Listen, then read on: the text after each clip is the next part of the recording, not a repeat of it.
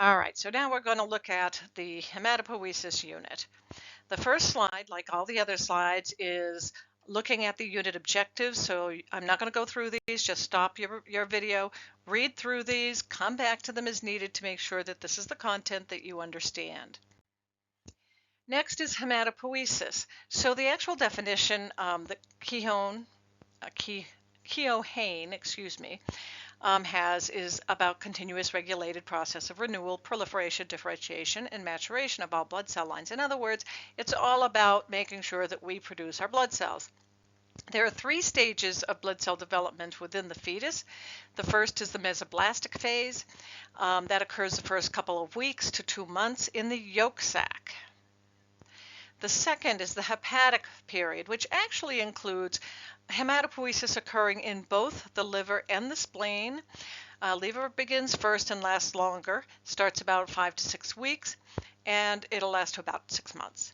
And then the myeloid or medullary period is in the bone marrow and the lymph nodes, starting at about 4 to 5 months, and it goes throughout life. This is just a graphic that shows you exactly what I've just said, with the yolk sac beginning early and ending pretty rapidly, and then the liver starting at about a month and going to about 9.5, almost till birth. Spleen about a month and a half, goes to about 6.5 months. And then the bone marrow, and notice that the bone marrow, we see a drop off of certain types of bone based on age. So tibia drops off first, then the femur, and then finally you have the lymph nodes, and that begins at about 4 months and goes throughout life. The bone marrow itself is made of red and yellow components. The red is where the blood cell production takes place, so that's where our hematopoietic stem cells are. It also includes some blood vessels and stromal cells. The yellow marrow has adipocytes, which is fat, as well as undifferentiated mesenchymal cells, very young cells, and macrophages. At birth, all of the bones are red marrow. So that means that when that baby's born, all of the bones in the body are capable of making cells. But that decreases, and gradually adipocytes or fat start to become more abundant. By 7 years old, really the long bones have been filled with the fat tissue. And by the time we're an adult, about 50% of our bone marrow is fat. And the only remaining places where there's significant blood cell production are the sternum, vertebrae, scapula, pelvis, ribs, skull, and the proximal long bones. The yellow marrow, however, can revert to blood cell production if it's needed. This slide is just listing, because we tend to lump a bunch of cells under stromal cells, and so this slide is simply listed the types of cells that might be considered stromal cells. Extramedullary hematopoiesis that we spoke about in lab today is when blood cell development is outside of the marrow. We just talked about how it's in the spleen and the liver, and of course earlier in the yolk sac.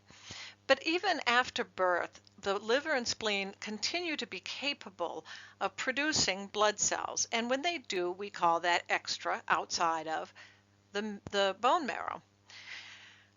In addition to that capability, the liver does tons of other things. It basically detoxifies us. It makes coag protein and fibrinolysis proteins, and responsible for a lot of protein synthesis and breakdown, as well as carbohydrate and lipid metabolisms.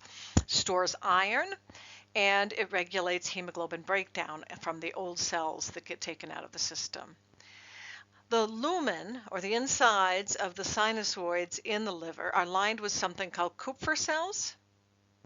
And these are a specialized type of macrophages whose main focus or goal in life is to remove old cells and debris. And it helps by secreting mediators that also regulate protein synthesis. Within the spleen, we also can perform extramedullary hematopoiesis. It happens to be the largest lymphoid organ. It's important but not essential for life. Normally, we've got about 350 milliliters of blood in a healthy adult. Now that's not quite a unit of blood, but it's a lot of blood. And so one of the dangers of a lot of contact sports is having a ruptured spleen, because then we could hemorrhage. Within the spleen, you've got three types of tissue, white and red pulp, as well as something called a marginal zone. The white pulp has follicles that are called germinal centers, and they include lymphocytes, macrophages, and dendritic cells, all important in the immune system. Now, T-lymphs tend to surround the arteries that go through those germinal centers, and they're called periarteriolar lymphatic sheaths, or PALs. And around the periphery of those PALs are nodules that contain B lymphocytes. And B lymphocytes within the germinal centers are very active. They've been activated. And the red pulp within the spleen serves as a filter. So it has an additional role, and like the liver, is able to take out old damaged cells. Just a picture to show you the organs in case you aren't quite sure where the spleen and the liver lie. And the lymph nodes. The lymph nodes are another important part of the system. They run the lymphatic system itself runs parallel to the circulatory system. It's a filter essentially to get out all the bad stuff. And the nodes are found in groups or chains along the lymphatic system. They'll have lymphatic vessels which carry fluid to the lymph nodes, and those that are afferent go into the lymph nodes. Those that are efferent leave the lymph nodes. Now, you learned this in urinalysis when you learned that there were efferent arterioles that took the blood away from the kidneys, and afferent arterioles that took the blood into the kidneys. So going into the specialized organ is afferent with an A, leaving is efferent with an E. There is a paracortex, medullary cords, both within lymph nodes. The paracortex lies between the outside and the inside medulla, and we find T lymphocytes there, as well as some macrophages. The medullary, and I'm having a hard time talking tonight, but the medullary cords are in the interior of the lymph nodes, and they primarily contain plasma cells and B lymphocytes. Now, we know that this is a site of lymphocyte proliferation, and these cells are involved in the immune response. And then we have the thymus. The thymus is quite a formed organ in the fetus, but it kind of goes away over time. And it's made from endodermal and mesenchymal tissue that is filled with primitive lymphoid cells. At birth, it has two lobes and is structured similar to other lymphoid tissue, with a cortex and then the medulla, lots of lymphoid, mesenchymal, reticular, epithelial, dendritic cells, as well as macrophages. The outside cortex is filled with early T cells, and they've migrated from the bone marrow. They do not have any specific markers to tell us they're T cells. In other words, there's no CD4 that would be the helper cell, and there's no CD8 that would be the cytotoxic cells. At least they're not identified as that. But eventually they will be programmed to become just that. And we'll talk about that more when we talk about the lymphocytes in the white cell section. And this is just a picture to show you the lymphatic system. And here's the stem cells theory, the crux of hematopoiesis. And I think one of the important words here is it's a theory. So different authors will have different terminology and slightly different diagrams, but the essential elements are the same.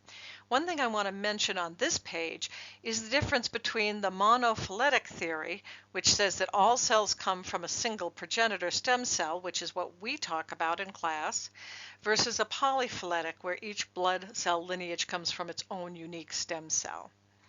Now, those hematopoietic stem cells can reproduce and give rise to differentiated daughter cells based on the stimulating factors involved. And this is what we looked at today. So here we've just got undifferentiated cells. They don't know what they're going to be. Okay, but those get stimulated by something like KITLG and interleukins 1, 3, and 6 to become that pluripotential hematopoietic stem cell. I'm pluripotential because I can become a red cell or a different kind of white cell, lymphocytes, platelets, okay? And then we look at those cytokines, and it's only these that I'm interested in you knowing. find the ones that are different.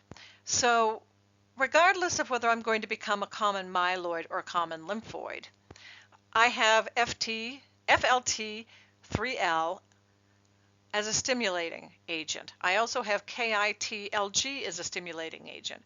So we know those exist. But in order to become myeloid, I must also have granulocytic monocytic colony stimulating factor, as well as IL-1, IL-3, IL-6, and 11. For the lymphoid, these remain the same as what we saw with the myeloid. The only differentiating component is IL-7. And then we follow the various factors down. Now notice here we have a separate progenitor for granulocytic and monocytic, and a separate one for eos and basos, and then a third one for megakaryocytic and erythrocytic. That's different than what you'll see in some textbooks, but don't get hung up on that. From this granulocyte monocyte, we then see myeloblasts, and she doesn't have all of the stage listed here that I talked about today, but you'd have the blast and the pro and the myelocyte, the meta, the band, and the mature. Ultimately, coming to this line, there is a difference here.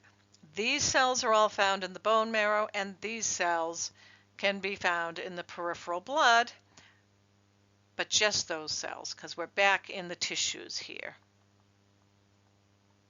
with the exception of platelets. Ooh, so we need to do this, don't we? We need to go like this to get that accurate. Okay, this slide is simply listing the nomenclature or the abbreviations used for the cell lines. CFU means colony forming unit. So if it's a GEMM colony forming unit, then I must be capable of making a granulocyte, an erythrocyte, megakaryocyte, and monocyte, and onward. So this is just to make sure you understand the acronyms or abbreviations. And then this is looking closer at the cytokines and various stimulating factors that are responsible. So we'll just look at one, for example. Let's look at EPO. It's made in the kidney, hence primary cell source. It's a bone marrow erythroid progenitor is its target. That's the cell that it's going to target, so that we will stimulate the proliferation of red blood cells. And then they list some possible therapeutic applications. But so we should be able to say GCSF, well, that's going to biologically differentiate my granulocytes. So we're going to work on becoming a neutrophil, eosinophil, or a basophil, okay? So that's what this table is, and it's just looking at a select few. In reality, in terms of these cytokines, there's tons of them, and we're not going to obviously look at all of them. So I went through this very fast because I wanted to make sure that you could see it and it was going to load okay. And I'll be working on the remainder to make sure I can get either a link uploaded or get the PowerPoint presentation uploaded so that you can in fact download it and have it work for you.